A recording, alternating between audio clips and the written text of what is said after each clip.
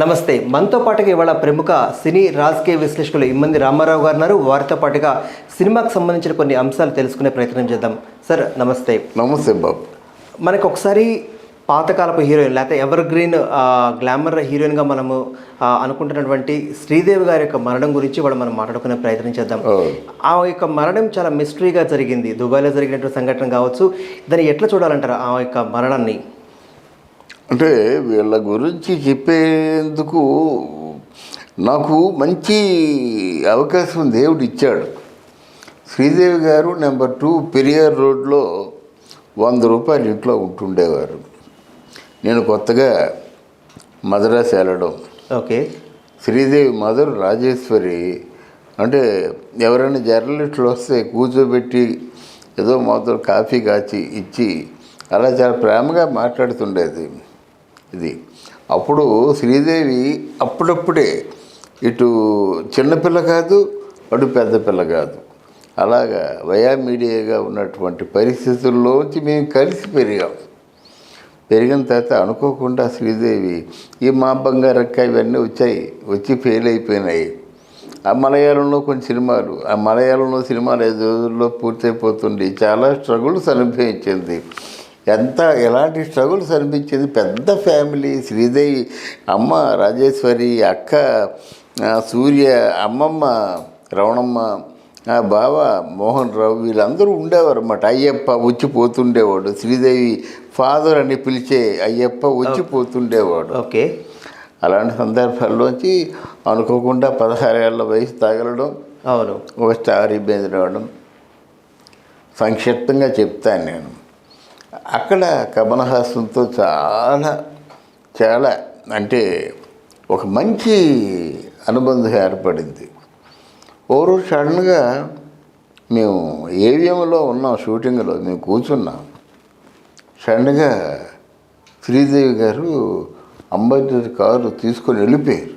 Okay, ఏమిట్రా ఎందుకు వెళ్ళిపోయారంటే, కమల్ హాసన్కి వాణి గణపతికి ఇద్దరికి ఏదో ఎంగేజ్మెంట్ అవుతుందట, అక్కడికి వెళ్ళింది అనేసరికి ఇక శ్రీదేవి మదరు ఏడ్చుకుంటూ కూర్చుంది. ఎందుకంటే చాలా ఎమోషనల్ శ్రీదేవి, చాలా తెలివిగా ఆలోచిస్తుంది. వెళ్ళిపోయి ఏం చేసుకుంటుందో ఏమిటో అని చెప్పేసి కంగారు ఆ రాజేశ్వరి కళ్యాణ మండపానికి పంపించింది. ఎవరినో అక్కడ లేదు, ఇంకా ఆత్మహత్య చేసుకొని ఉంటుంది. ఆ రాజేశ్వరి కళ్యాణ మండపం ఎక్కడ? మద్రాసులో బీచ్ ఒడ్డిన, బీచ్ కోతవేడి దూరంలో బీచ్ ఉంటుంది మాట. ఇంకేం లేదు, ఇక వెళ్ళిపోయి ఆత్మహత్య చేసుకుంటుందని చెప్పేసి ఏడుపులు ఘోష ఇదంతా. అప్పుడు కొత్తగా మన సర్వేపల్లి రాధాకృష్ణ గారి ఇంటి తర్వాత ఒక వీధి దాటితే బిషప్ వ్యాలర్స్ ఎవెన్యూ అనేటువంటి వీధి ఉంది. ఆ బిషప్ వ్యాలర్స్ ఎవెన్యూలో లెఫ్ట్ సైడు చంద్రకళ మన బాలకృష్ణ ఉండేవారు. Right side first house number 1 Sridevi AVM వాళ్ళు ఇచ్చిన డబ్బులతో కొన్నదన్నమాట. అక్కడ నేను, కాస్ట్యూమ్స్ బాబురావు, శ్రీదేవి అక్క సూర్య అందరూ కూర్చొని రాజేశ్వరి ఏడుస్తుంటే అలా కూర్చున్నాం. సరిగ్గా 10:30 ఎంత అవుతుంది? 10:30 అంటే అప్పుడు బాగా చీకటి పడిపోతుంది కదా. ఆ రోజుల్లో 8 గంటలకే నిద్రపోయేవాళ్ళం అందరూ. అలాగే బలవంతంగా ఉన్నమాట. తెలిసినంత వాళ్ళు అందరికీ ఫోన్లు బుక్ చేయాలి అంతే, వేరే సెల్లు గిల్లు ఎప్పుడు లేవు, అప్పటికి లేవు, ల్యాండ్లైన్స్ ఉండేవి లేవు. అప్పుడు నెమ్మదిగా అట్నుంచి వస్తుందన్నమాట. ఒక చక్కగా మంచి అందంగా తయారైంది వచ్చింది. ఏమిటి ఎక్కడికి వెళ్ళావి అంటే చెప్పింది, కమల్ హాసన్కి ఎంగేజ్మెంట్ అవుతుంది కదా, బొకే ఇచ్చి గ్రీటింగ్ చెప్దాని వెళ్ళాను. అనుకున్నది ఒకటి, అయినది ఒకటి. అప్పుడు అలా చూసింది, నువ్వేనా అంటే బాగుంది, ఆయన పెళ్లి చేసుకుంటాడు, కోస్టారు, వెళ్ళి అభినందిస్తున్నాను, వాట్ ఈజ్ రాంగ్ అని చెప్పేసి అనేసరికి అంతవరకు ఏడ్చింది, గాడిదైపోయింది. అది అలాగైపోయింది కదా. రెండోసారి ఇదే రజనీకాంత్ రోజు ఇంటికి వచ్చేవాడు. ప్రేమ కబుర్లు చెప్పేవాడు. చెప్తుంటే ఏంటి ఇదంతా, ఇంటికి రావడం ఏంటి, ప్రేమ కబుర్లు చెప్పడం ఏంటి. ఓ రోజు పెళ్ళి విషయం ఎత్తింది, నన్ను పెళ్లి చేసుకుంటారా, పెళ్లి చేసుకుంటే ఏ బాధ ఉండదు కదా, అమ్మమ్మ వీళ్ళందరూ ప్రాణం తీసేస్తున్నారు అని చెప్పేసరికి ఆయన చెప్పిన మాట ఏమిటంటే, ఎవరు శ్రీదేవి ప్రపోజ్ చేశారా రజనీకాంత్ గారికి? శ్రీదేవి ప్రపోజ్. ఎందుకంటే ఇలాగా వాళ్ళ అమ్మకి సమాధానం చెప్పుకోలేక వాళ్ళ అమ్మమ్మకి సమాధానం, వాళ్ళమ్మమ్మ అంటే మంచి గౌరవం, వాళ్ళమ్మమ్మకి కూడా పంచ ప్రాణాలు శ్రీదేవి అంటే. దానికి కారణం ఏంటంటే ఆ శ్రీదేవి 18 మాసాల నుంచి డబ్బులు సంపాదించి పెడుతూ కుటుంబాన్ని పోషిస్తుందని వాళ్ళ అమ్మమ్మ తాలూకు అభిప్రాయం. ఓకే, అందుకు పంచప్రాణాలు. అంటే ఎందుకు అంత కంగారు ఎందుకు? అతిలోక సుందరైనటువంటి శ్రీదేవికి పెళ్లి కాదేమన్న భయం ఎందుకు ఉంటుంది? ఇదిమ్మా అంటే ఈ అతిలోక సుందరిగా ఉన్నటువంటి శ్రీదేవికి పెళ్లి కాదేమన్న భయం ఎందుకు? అలా కాదు, ఒక ప్రేమ డిసప్పాయింట్ అయింది కదా. ఓకే, శ్రీదేవిని కమలహాసను అంటే ఆల్మోస్ట్ ప్రాణప్రదంగా ప్రేమించిన వాడు ఇంకో పెళ్ళి ఎందుకు చేసుకుంటాడు? అలాగే ఇతను ప్రేమిస్తున్నాను అంటున్నాడు. మరి ఎంతవరకు ప్రేమిస్తున్నాడు? పెళ్ళంటే నిలబడతాడా, లేకపోతే మిగతా వాళ్ళగా ఈయన కూడా వెళ్ళిపోతాడా? ఆవిడ డౌట్ కాదు. స్నేహం ఆ పెరుగుతున్న కొద్దీ లోకం దృష్టిలో పడుతుంది. మన తెలుగు పత్రికల్లా కాదు, తమిళంలో ఆ పత్రికలు చాలా అవాకులు చవాకులు రాస్తాయన్నమాట. అందుకని ముందుగానే జాగ్రత్త తీసుకుంటే ఆయన ఏం చెప్పాడంటే, నేను లత ఉంది కదా శ్రీదేవి చెల్లి, లతను పెళ్లి చేసుకుంటాను, మన ఇద్దరం ఆర్టిస్టులుగా ఉందాం, ఒక అండర్స్టాండింగ్తో ఉందాం అని చెప్పేసరికి గెట్ అవుట్ అని చెప్పాను. లతను పెళ్లి అందుకే అడిగాను నేను, ఎందుకంటే వస్తున్నావు వెళ్తున్నావు మాట్లాడుతున్నావు సినిమాల గురించి, మన ఇద్దరు కలిసి అంటే తమిళనాడులో చాలా నెంబర్ 1 ఇద్దరు హీరోయిన్లు అంటే శ్రీదేవి రజనీకాంత్ అన్నారు. ఓకే, అలాంటప్పుడు ఇంకే రాను పుకార్లు షికార్లు చేస్తాయి. దాన్ని నేను సమాధానం చెప్పుకోవాలంటే నీ సమాధానం ఏంటో నాకు కావాలి, తెలియాలి. ఇప్పుడు తెలిసింది. ఓకే, అంటే కమల్ హాసన్ శ్రీదేవిని కాకుండా వేరే వాళ్ళని ఎందుకు పెళ్లి చేసుకున్నారన్న ఆ నిజం కానీ, లేకపోతే వీళ్ళిద్దరి మధ్య ఏమైనా ఘర్షణ జరగటం ఇట్లాంటి విషయాలు బయటకు వచ్చినాయా? ఘర్షణ ఏం లేదు. ఆయన ఒకరోజు వాణి గణపతితో లవ్లో పడ్డాడు, పెళ్లి చేసుకుంటున్నాడు. శ్రీదేవి లవ్ని సినిమా లవ్గా వదిలేశాడు. ఓకే, అంతే. అలాగే ఇది వీళ్ళిద్దరు రియల్ లవ్ అయింది, అది రియల్ లవ్ అయింది, అది రియల్ లవ్ అయింది. అందుకే ఆవిడ కాస్ట్యూమ్ డిజైనర్. ఆవిడ వాణి Ganapati costume designer.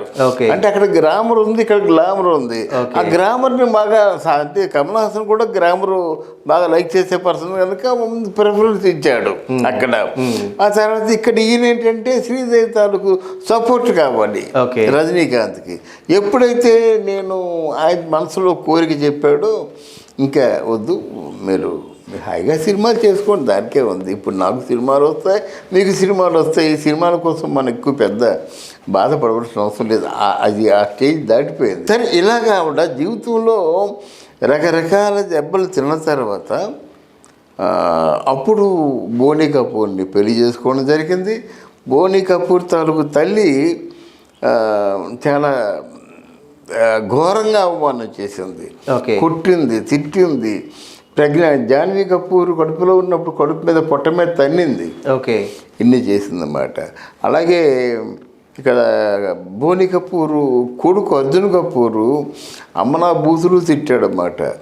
Boney Kapoor cinema production, finance, మధ్యవర్తిగా సంతకాలు పెట్టడం, ఇవన్నీ ఇద్దరు కూతుర్లు పుట్టిన తర్వాత ఆవిడ నెలకి ఒక 25 లక్షలు నుంచి 50 లక్షల వరకు వడ్డీలు కడుతున్నటువంటి పరిస్థితి ఏర్పడింది శ్రీదేవికి నెలకి. అందువల్ల చాలా అసంతృప్తిగా ఉండేది.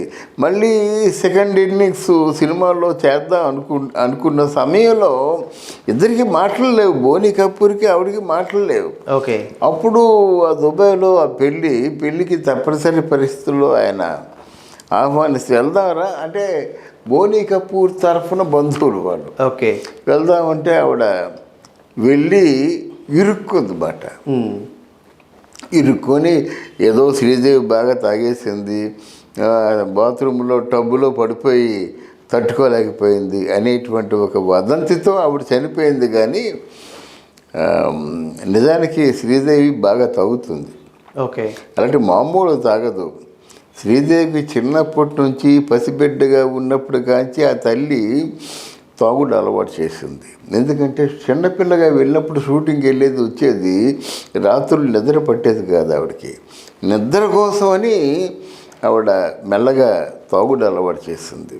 తర్వాత శ్రీదేవిలో ఉన్న గొప్పతనం ఏంటంటే, ఒక 3 వ్యక్తులు ఉన్నారు. శ్రీదేవి కానీ, బాలు కానీ, ఇంకొక వ్యక్తి పేరు ఎందుకు లేనిది బ్రతికే ఉంది ఆవిడ.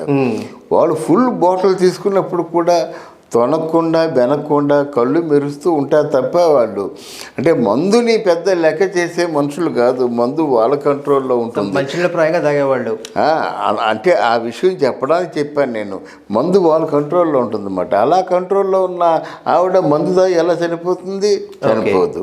తర్వాత తెలిసింది అది కేవలం అది మామూలుగా ప్లాన్డ్ మర్డర్ అని తెలిసింది. ఆ మర్డర్ చేసేది ఎవరనేది అందరికీ తెలుసు. దానివల్ల ఎవరి లబ్ధి చేకూరుతుందంటారు? ఎవరి లబ్ధి? ఒక 200 కోట్లు ఇన్సూరెన్స్ వస్తుంది అంతే. ఆ ఇన్సూరెన్స్ వల్ల ఎవరి లబ్ధి? నెక్స్ట్ బెనామీ ఎవరు? బోనీ కపూర్ కదా. అందువల్ల కేవలం లబ్ధి కోసం ఆవిడ చంపబడింది. మరి ఎవరు చంపారనేది దేవుడు తెలియాలి. కానీ కేవలం అంటే ఇక ప్రేమ, పెళ్ళి, తర్వాత చావు, ఈ 3కి రిలేటివ్గా చెప్పాను నేను. మొదట్లో కూడా ఎందుకు చెప్పాల్సి వచ్చిందంటే, కమల్ హాసను, రజనీకాంత్, మిథున్ చక్రవర్తి 3 అయిపోయిన తర్వాత ముసలాడైతే నాకేం కావాలని అప్పుడు బోనీ కపూర్ని చేసుకుంది. అయితే బోనీ కపూర్ని చేసుకోవాల్సిన పరిస్థితి రాదు కదా. ఆ బోనీ కపూర్ని చేసుకున్న తర్వాత కంప్లీట్ తన వాళ్ళందరూ దూరం అయిపోయారు. తన వాళ్ళందరికీ దూరం అయిపోయింది. డబ్బులు లేవు. 50 లక్షల రూపాయలు వడ్డీ కట్టుకోవాల్సిన పరిస్థితి ఏర్పడింది. సంవత్సరం తిరుపతి వచ్చేది, దండం పెట్టుకునేది. ఏం పరిస్థితి? మొత్తం స్మాష్ అయిపోయిందన్నమాట. అది ముఖ్యంగా ఆవిడ జీవితంలో తల్లిని కోల్పోవడం ప్రధానమైనటువంటి లోపం అన్నమాట. తల్లి పోయిన తర్వాత శూన్యం అయిపోయింది. అన్నం తినాలంటే తల్లి తినిపిస్తే తినేది. అలాంటి తల్లి లేకపోయేసరికి ప్రధానంగా మొత్తం అంధకారం అయిపోయింది. ఇక్కడ ఉన్నవాడు తల్లి అయినా, తండ్రి అయినా, భర్త అయినా బోనీ కపూరే కనుక ఆయన మాట విన్నది. ఆయన మాట ప్రకారంగానే నడుచుకుంది. ఆయన చేతుల్లోనే ప్రాణం పోయించే వరకు. రైట్. థ్యాంక్ యూ అండి. Thank you very much.